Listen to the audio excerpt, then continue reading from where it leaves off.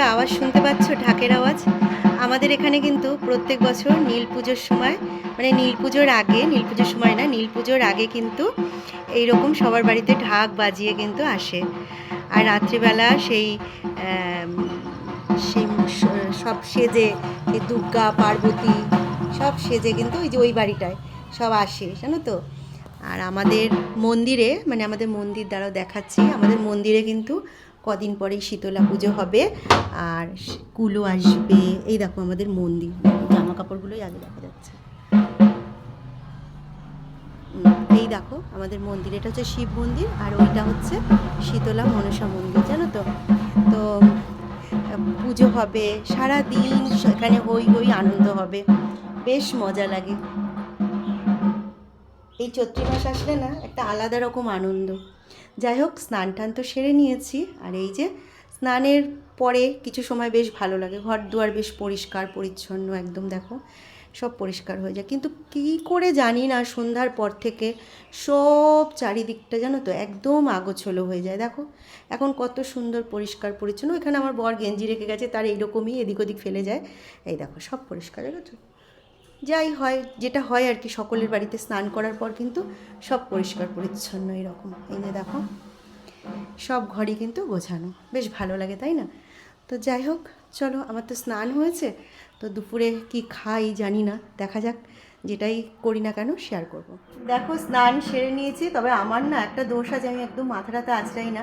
কোথাও যাওয়ার সময় প্রচুর সেজে ফেলি, আর যখন বাড়িতে থাকি তখন কিন্তু এইরকমই থাকে, সাজতে ভুলে যাই। তো স্নান করেছি, পুজো দিয়েছি, কিন্তু ওই মাথাটাতে আঁচড়াতে আর ভালো লাগছে না, ক্লান্ত হয়ে যায় কাজের পর। তো যাই হোক, ওপরে এই যে বিছানায় এসে বসে রয়েছি, কারণ 2টোর সময় আমার বর বলেছে যে তার নাকি পঞ্চায়েত অফিসে যেতে হবে, সে তো ওই বিএলওর ডিউটি করছে, সেখানে ডেকেছে মিটিংয়ে।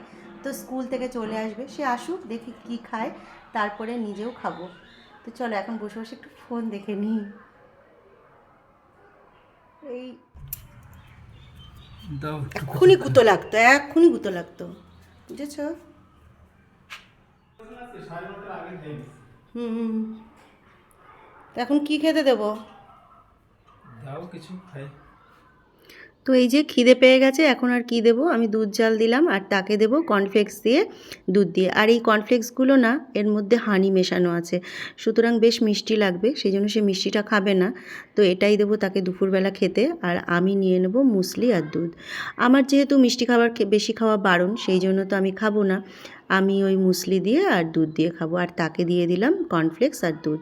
দুপুরবেলাটাই আমরা হালকা পাতলা খাই, তো এটা খেতে খেতে আমাদের অভ্যাস হয়ে গেছে, যার জন্য না এখন আর ভারী খাবার খেতে পারি না। তো চলো তাকে দিয়ে দিই, সে খেয়ে নিই আর আমিও খেয়ে নিই। দুপুরবেলা আমি তার আগে কিন্তু একটু তরকারি খেয়েছিলাম দুজনা মিলে। আর এই যে তারপরে খেয়ে দিয়ে বেরিয়ে গেল পঞ্চায়েত অফিস। ব্যাস, এবার আমি জামা কাপড় তুলে ঘরে চলে যাব।